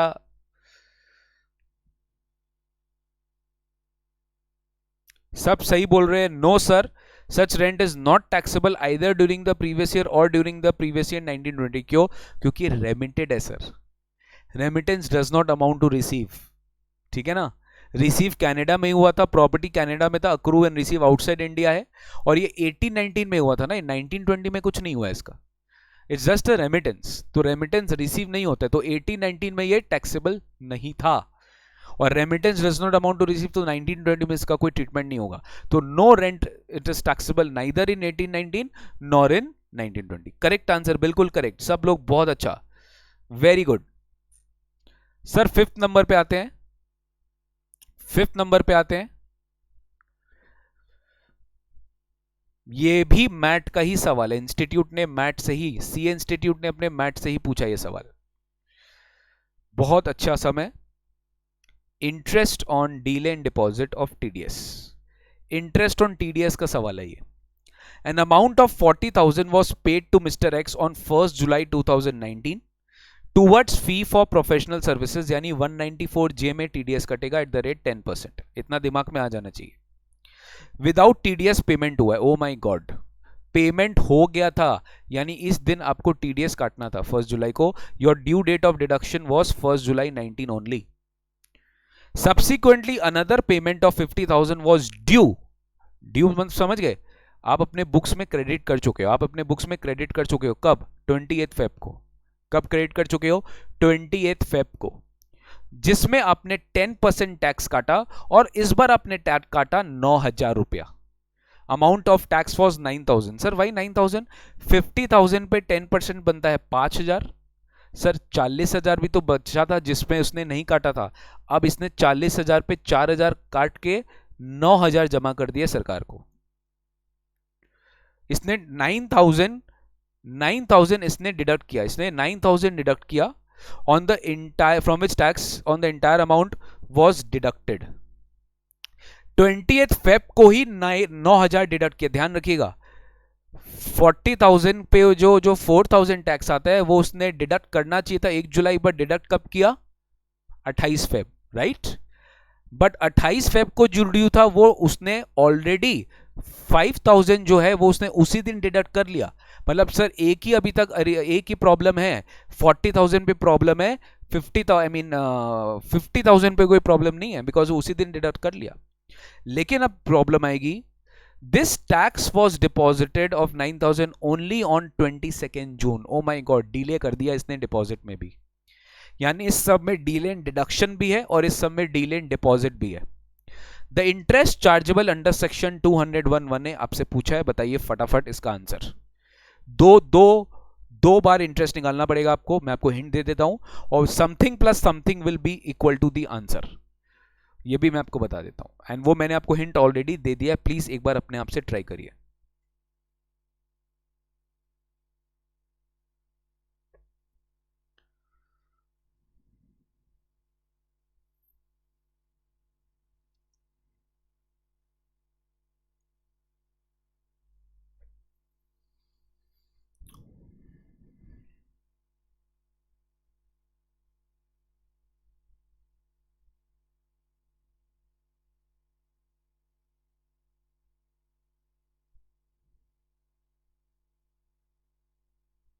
very good Prince, 860। Abdulla Mahroof B 860। तो 4,000 पे जो टैक्स डिडक्ट नहीं किया आपने उसका डिले है, इंटू 1%, इंटू 1% पर मंथ। कितना नंबर ऑफ मंथ्स के लिए? जुलाई में करना था, जुलाई में नहीं किया, तो जुलाई पूरा, अगस्त पूरा, सितंबर पूरा, अक्टूबर पूरा, नवंबर पूरा, दिसंबर, जनवरी एंड फरवरी, 8 मंथ्स। आपका 8% इंटरेस्ट लगेगा 4,000 रुपए पे, तो which is 320, which is 320। I hope it is clear. बस ये होगा क्या सर, 1% तो था डीले इन डिडक्शन। सर 5,000 जो हमें डिडक्ट करना चाहिए था वो हम लोग 28 फेब को कर चुके, तो उस पर कोई दिक्कत नहीं है। बट ये जो 9,000 है ना, ये आपने डीले जमा किया है। कब डीले जमा किया? जून में जमा किया है। और मेरा बात बहुत ध्यान से सुनना, 5,000 डिडक्ट हो चुका है फरवरी को, तो 5,000 के ऊपर तो मार्च से स्टार्ट होना ही चाहिए इंटरेस्ट, क्योंकि फरवरी में डिडक्ट हो गया, मार्च आपने जमा नहीं किया, तो मार्च से इंटरेस्ट चालू कर दीजिए। मार्च अप्रैल मई जून, यानी 4 महीना, 4 महीना। अरे समझ में आ रहा है? यानी 4 महीना यहां डीले। लेकिन ये 40,000 पे भी तो टैक्स जमा नहीं हुआ है। बट ये 40,000 पे जो 4,000 था, ये तो आप फेब तक इंटरेस्ट चार्ज कर चुके हो, क्योंकि आपने डिडक्ट ही नहीं किया। अब ये भी मार्च से स्टार्ट कर दो, क्योंकि आपने डिपॉजिट नहीं किया। तो डीले इन डिडक्शन एक पीरियड तक हो गया। अब ओवरलैप नहीं होगा कि उस पीरियड के लिए डीले इन डिपॉजिट भी करेंगे। डीले इन डिडक्शन, डिडक्ट जब कर लिया, डिडक्ट करने के बाद जो डिले हुआ है वो डिपॉजिट वाले में जाएगा भाई, जिसका 1.5% पर मंथ है। रिपीट, जिसका rate of interest 1.5% per month. तो नेक्स्ट क्या होगा? प्लस टोटल 9,000 के ऊपर ब्याज लगेगा, क्योंकि डीले इन डिपॉजिट है, और रेट भी क्या होगा? 1.5%। और नंबर ऑफ मंथ्स हम ऑलरेडी निकाल चुके हैं, 4 महीना, मार्च अप्रैल मई जून। जून में डिपॉजिट किया है, 4 महीना, ठीक है।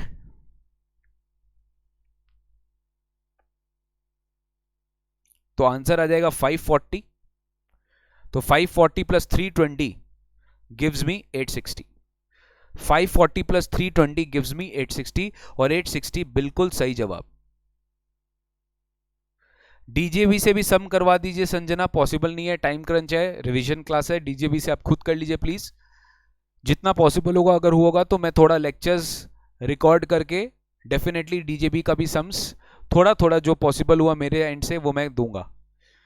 क्वेश्चन नंबर 3 में ये अच्छा सम है, 4 बहुत इजी था इसलिए मैं स्किप किया। 3 में आई है।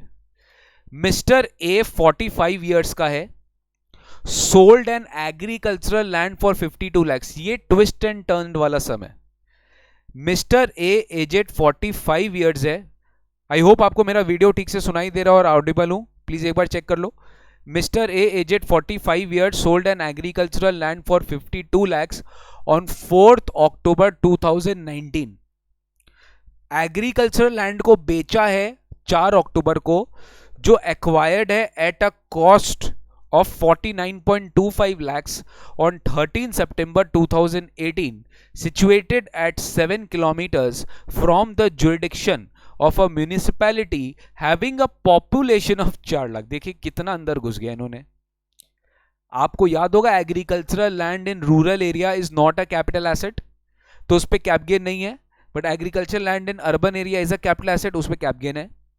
अब ये रूरल और अर्बन कैसे डिटरमाइन होता है? पॉपुलेशन ऑफ द म्युनिसिपैलिटी के हिसाब से, कितना radius of range from the municipality के अंदर आपका लैंड है। तो वहां पे हमने पढ़े थे 2, 6 एंड 8 किलोमीटर्स, वहां पे पढ़े थे 2, 6 एंड 8 किलोमीटर्स। 10,000 टू 1 लाख, अगर 10,000 टू 1 लाख वाला आपका म्युनिसिपैलिटी है तो 2 किलोमीटर्स तक अर्बन है, उसके बियॉन्ड रूरल है। 1 लाख से 10 lakhs, आई रिपीट 1 लाख से 10 lakhs, 1 लाख से 10 lakhs अगर आपका म्युनिसिपैलिटी है तो अप टू 6 किलोमीटर आपका क्या है? अर्बन है, रूरल अर्बन है, उसके बाद रूरल है। फिर आता है 8 किलोमीटर्स, आई रिपीट फिर आता है 8 किलोमीटर्स, फिर आता है 8 किलोमीटर्स। तो 8 किलोमीटर्स में above 10 lakh, I repeat 8 kilometres में अबव 10 लाख जो का पॉपुलेशन है, अप टू 8 किलोमीटर्स अर्बन है, उसके बाद रूरल है।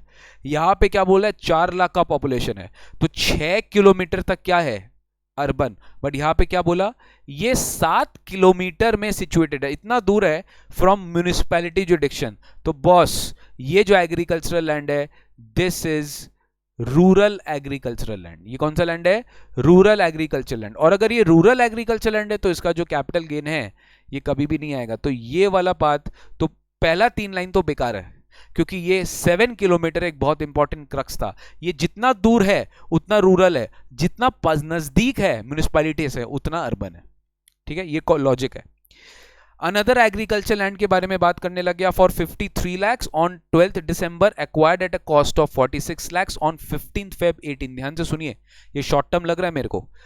फेब 18, दिसंबर 19, लैंड और बिल्डिंग 24 महीना 2 साल, तो Feb 18, Feb 19, Feb 20, but Feb 20 के पहले बेचता है, तो ये पक्का पक्का क्या है? शॉर्ट टर्म, अगर कैपिटल गेन है तो ये सब जो इंडेक्स दिया है इसका कोई काम नहीं है, सब कंफ्यूज करने के लिए दिया आपको, ऑल गिवन फॉर कंफ्यूजन। तो मेरे लिए शॉर्ट टर्म कैपिटल एसेट है। क्या है? Short term capital asset. अब देखो ये लैंड कहां सिचुएटेड है? Municipality 1.5 kilometre from municipality jurisdiction, जिसका पॉपुलेशन क्या है? ओ 12,000। तो ये 1 से 10, आई मीन ये देखिए ध्यान से, ये देखिए ध्यान से, 10,000 से 1 लाख जो है, 10,000 से 1 लाख में 2 किलोमीटर तक, आई रिपीट 10,000 से 1 लाख में 2 किलोमीटर तक क्या है? अर्बन है। और ये तो 1.5 में ही सिचुएटेड है, तो ये तो डेफिनेटली अर्बन एग्रीकल्चरल लैंड है। ये डेफिनेटली क्या है? अर्बन एग्रीकल्चरल लैंड है। ये अर्बन एग्रीकल्चर लैंड है। तो ये अर्बन एग्रीकल्चर लैंड है, शॉर्ट टर्म कैपिटल एसेट है, 53 lakhs कंसिडरेशन है, 46 lakhs कॉस्ट है। तो डेफिनेटली बताइए इसका कैपिटल गेन कितना होगा? Short term capital gain 7 lakh रुपया का हो जाएगा। B is the correct answer. Short term capital gain 7 lakh रुपए का हो जाएगा, यही कैपिटल गेन चार्जेबल है। इतना बड़ा सम जबकि है इतना सा। यही analytical based question CA examination में पूछा जाएगा। एंड सीएस एंड सीएमए में क्या होता है ना, to be very honest, CS में इतना डिफिकल्ट क्वेश्चन नहीं आता है। डिफिकल्ट मतलब इतना केस स्टडी बेस्ड क्वेश्चन नहीं आता है, थोड़ा सा लेवल थोड़ा सा सिंपल रहता है। बट सीए में क्योंकि 30% असेसमेंट है, उनका पूरा का पूरा केस स्टडी बेस्ड असेसमेंट आता है। सीएमए सीएस आपके दिमाग आपके साथ में भी इसी तरह से सवाल पूछा जा सकता है आपके एग्जाम में, तो ये प्लीज आप ध्यान रखिएगा। तो ये 3rd नंबर क्वेश्चन हो गया। अब आते हैं अपने सेकेंड क्वेश्चन में, which is the last question for today's class. बहुत ईजी है, ध्यान से देख लो। अगेन एक case study based question. Missus Chhachhal aged 45 provides the following data for her gross receipt for the financial year 18-19 and 19-20, आपको 2 साल का उसने ग्रॉस रिसीट दे दिया है एजेंसी बिजनेस में। तो इस बिजनेस को देख के लग रहा है कि ये प्रिजम्पटिव टैक्सेशन स्कीम में तो नहीं जा सकती, ये प्रिजम्पटिव टैक्सेशन स्कीम में तो नहीं जा सकती, बिकॉज एजेंसी बिजनेस वाले पीटीएस ऑप्ट नहीं कर सकते। 44 AD वाला, along with the following services as tarot card reader, service भी देती है टैरोट कार्ड रीडर और एजेंसी बिजनेस भी करती है, दो है, बिजनेस भी है प्रोफेशन भी है। बिजनेस से उसका क्या टर्नओवर है वो भी दे दिया, प्रोफेशन से उसका क्या टर्नओवर है वो भी दे दिया, टोटल ग्रॉस रिसीट्स आपको दे दिया कितना है। ओके ओके सर, एक बार क्वेश्चन पढ़ना बहुत जरूरी है, वरना हम लोग को आगे पता नहीं चलेगी क्वेश्चन एग्जैक्टली पूछना क्या चाह रहा है। During the financial year 19, she paid an amount of 1,20,000 to a contractor for polishing her old furniture. Furniture के लिए, I repeat, फर्नीचर के लिए उसने पॉलिश कराने के लिए कॉन्ट्रैक्टर को 1,20,000 रुपए का पेमेंट कर दिया। She has taken services from renowned interior designers for her self-occupied residential house property. कुछ याद होगा, रेसिडेंशियल पर्पस के लिए इसने पेमेंट किया है इंटीरियर डिजाइनर को, for which she paid 2.5 lakh रुपया। ठीक है। Further on 20th May 19 she sold one commercial property for 50 lakhs। The value adopted for stamp duty value was 52 lakhs। ध्यान से सुनिएगा, एक्चुअल कंसिडरेशन है 50 लाख का और स्टैम्प वैल्यू है 52 lakhs का। अगर आपको कुछ याद होगा, एक्चुअल कंसिडरेशन का 105% करके चेक कर लेना, अगर वो स्टैम्प ड्यूटी वैल्यू से कम है तो 50 लाख जो एक्चुअल कंसिडरेशन है वही आपका फुल वैल्यू कंसिडरेशन होगा अंडर सेक्शन 50C। देखिए टैक्स का ब्यूटी यही है, the moment you are reading the question उसी समय प्रोविजन को घुमा घुमा के रिकॉल करिए and try to fix your answer उसी समय अगर पॉसिबल हुआ तो। Do not waste time unnecessarily recalling the provision. उसी समय एग्जाम में अगर प्रोविजन याद आ जाए वही बेस्ट है, वो इंस्टीट्यूट भी आपसे एक्सपेक्ट करता है कि you should be knowing the provision immediately when you have been reading the question. So ये आप ध्यान रखिएगा।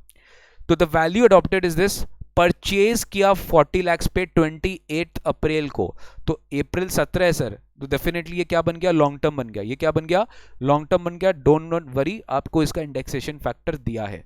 तो यहां से कैपिटल गेन का कुछ ना कुछ फीलिंग आ रहा है, यहां पे टीडीएस का कुछ ना कुछ फीलिंग आ रहा है कि टीडीएस हो सकता है पूछा जा सके।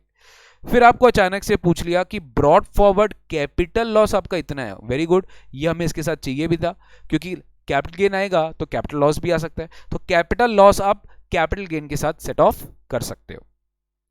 अब आपको पूछा है during the year miss Chachal incurred a loss of 70 lakhs while trading in the agricultural commodity derivatives. Oh my god sir, ये तो हमें याद नहीं है, मैं याद कराता हूं, फाइनेंस एक्ट 18 का अमेंडमेंट था ये, हम पढ़े थे 43(5) स्पेक्युलेटिव ट्रांजैक्शन, वहां पे बोलता है कमोडिटी डेरिवेटिव्स, जहां पे सीटीटी पेड है वो स्पेक्युलेटिव ट्रांजैक्शन नहीं है। लेकिन एग्रीकल्चरल कमोडिटी डेरिवेटिव्स में गवर्नमेंट ने सीटीटी को एग्जेम्प्ट किया था फॉर स्पेसिफाइड सिचुएशंस। तो एग्रीकल्चरल कमोडिटी डेरिवेटिव्स में अगर सीटीटी पेड नहीं हुआ तब तो वो स्पेक्युलेटिव मान लिया जाएगा। तो गवर्नमेंट ने प्रोविजन अमेंड किया फाइनेंस एक्ट 18 में, बोला कि अगर एग्रीकल्चरल कमोडिटी डेरिवेटिव्स में सीटीटी पेड नहीं है तो भी वो स्पेक्युलेटिव बिजनेस इनकम के दायरे में नहीं आएगा, और अगर वो स्पेक्युलेटिव बिजनेस इनकम के दायरे में नहीं आया तो वो नॉर्मल बिजनेस माना जाएगा। आई रिपीट, वो क्या माना जाएगा, नॉर्मल बिजनेस माना जाएगा। मतलब ये जो 70 lakhs है, this is basically normal business loss, this is not a speculative business loss. I repeat, this is not a speculative business loss because it is a agricultural commodity derivatives. पूरा का पूरा hit था amendment से। ठीक है, तो कहीं ना कहीं यहां पे भी इन्होंने सेट ऑफ का कुछ ना कुछ पूछा है, तो ये हम एक बार आगे देखेंगे, जब क्वेश्चन पूछेगा ना तभी अपने को समझ में आएगा कि एग्जैक्टली ये क्या पूछना चाह रहा है। तो ये केस स्टडी हमें पता है। अब let's go to the question. Is mister Chachal liable to tax audit under the income tax act? वाह, ये तो कुछ अलग ही पूछ लिया। क्या वो 44AB में ऑडिट कराने के लिए लायबल है? अब ये देखो भैया, क्या 44AB में ऑडिट कराने के लिए लायबल है? 1920 का पूछे, राइट, 1920 का पूछे, ओके सर। अब आप चेक करिए, 1920 में हम बिजनेस के केस में 1 करोड़ के ऊपर देखते हैं और प्रोफेशन के केस में हम 50 lakhs के ऊपर देखते हैं। दोनों के केस में अलग अलग देखते हैं। तो इस केस में दोनों में ही लिमिट कम है, it is less than 1 crore business and profession it is less than 50 lakhs, so tax audit is not required. Further ध्यान से, प्रिजम्पटिव टैक्सेशन स्कीम में भी 2 करोड़ का लिमिट होता है, ध्यान रखिएगा। पीटीएस भी आप ऑप्ट कर सकते हो अगर 2 करोड़ है, बट ये एक एजेंसी बिजनेस चला रहा है तो ये प्रिजम्पटिव टैक्सेशन स्कीम ऑप्ट नहीं कर सकता, ये प्रिजम्पटिव टैक्सेशन स्कीम ऑप्ट नहीं कर सकता सर। तो इन दिस केस अगर ये प्रिजम्पटिव टैक्सेशन स्कीम भी ऑप्ट नहीं कर सकता, तो इन दिस केस आपको जनरली पूछा है क्या आपको इसमें टैक्स ऑडिट कराना है? No sir, as the gross receipt from business और profession are below the specified limit, मुझे इसका टैक्स ऑडिट रिक्वायर्ड नहीं है कराने का। ठीक, बिल्कुल सही B. What is the total amount of tax to be deducted by Miss छाचल? आप पूछ लिया टीडीएस कि छाचल को कितना टीडीएस काटना होगा। बताइए छाचल ने पे क्या किया है? सर यही प्रोविजन था, कॉन्ट्रैक्टर को ही पे किया और यहां पे भी इंटीरियर डिजाइनर को पे किया, तो यहां पे 194C आ जाएगा।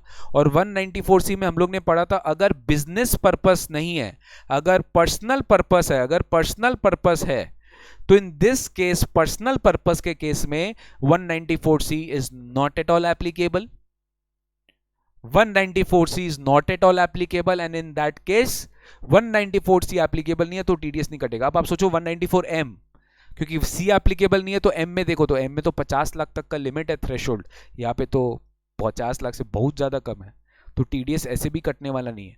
तो करेक्ट आंसर क्या है कि no sir, TDS is not liable to be deducted by Mrs. Chachal for this previous year 1920 under 194C, under 194C। ठीक है, अब आते हैं नेक्स्ट। देखो यही पूछा जो हम सोचे थे कि बताओ कैपिटल गेन कितना होगा मिस चाचल के हाथ में, what will be the amount of capital gains chargeable in the hands of miss Chachal. तो कैपिटल गेन में ये वाला पैरा था, याद है मैंने आपको बोला 50 lakhs का 105% निकालिए, तो 50 lakhs का अगर हम 105% निकालते हैं तो वो हमें देता है 52.5 लाख, वो हमें देता है 52.5 लाख। तो 52.5 लाख, ओ my God, stamp duty value मतलब 105% से कम है, यस कम है, डिफरेंस ज्यादा नहीं है दोनों के बीच में।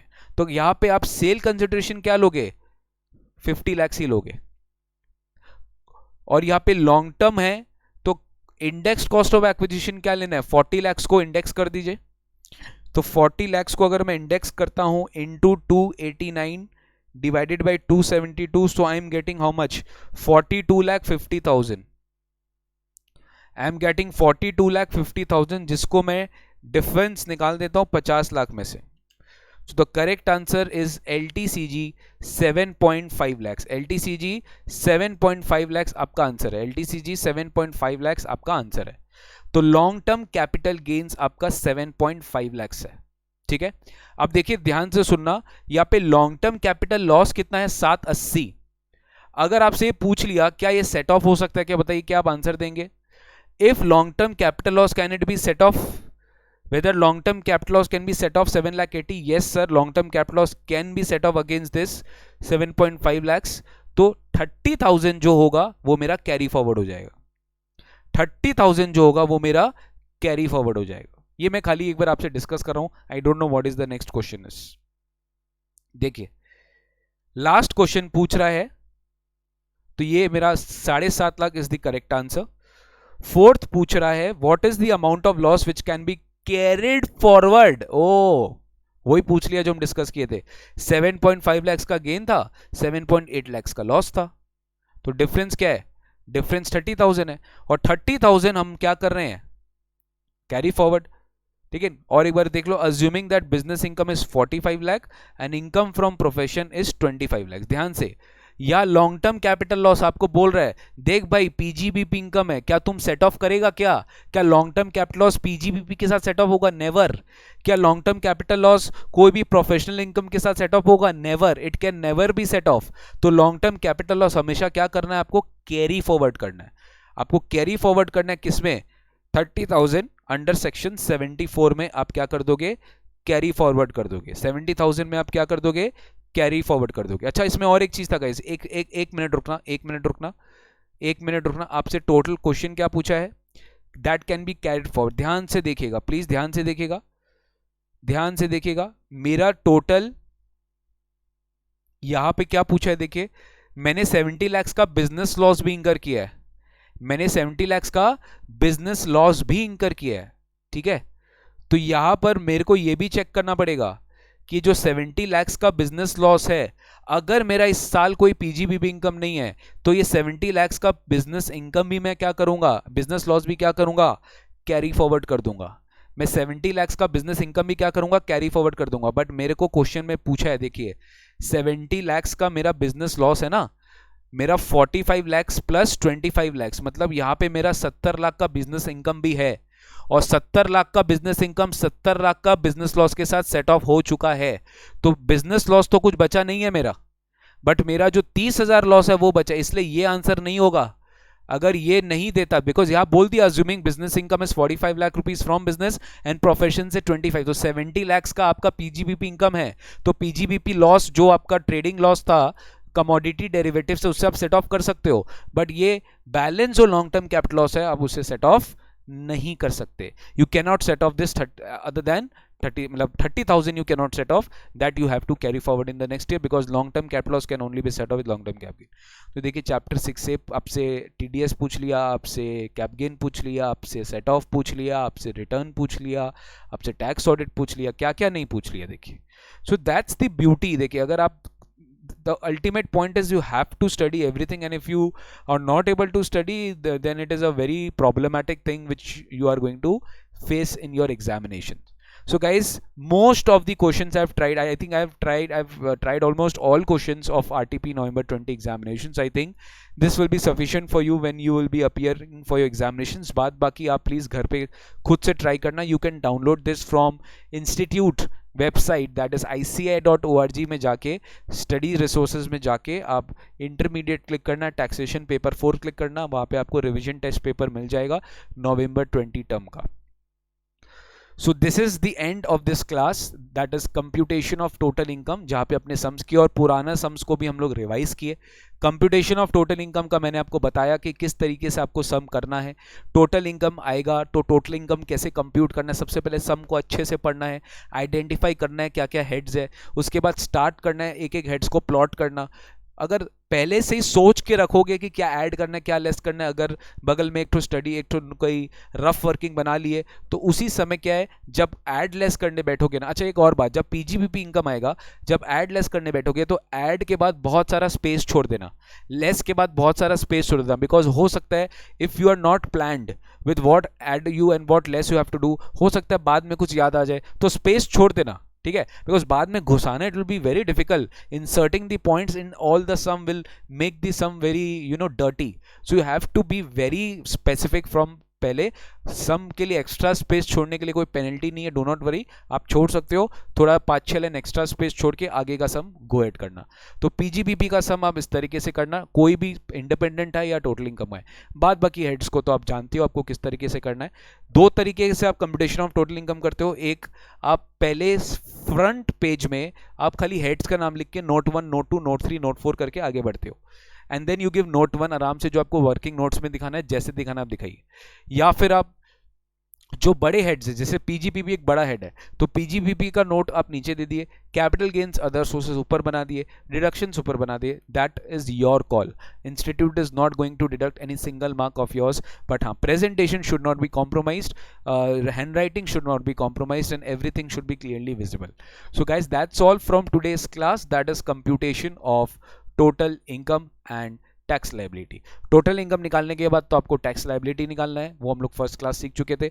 अगर इंडिविजुअल है तो स्लैब रेट बेसिस पे निकालना, डोमेस्टिक कंपनी है तो फ्लैट रेट पे निकालना, फॉरेन कंपनी है तो भी फ्लैट रेट पे निकालना, राइट। और उसके बाद आपको माइनस कर देना है जो आपका प्रीपेड टैक्स है, that is TDS and advance tax, और फिर जो फाइनल टैक्स लाइबिलिटी है वो आपको निकालना पड़ेगा, ठीक है। So that's it from in computation of total income.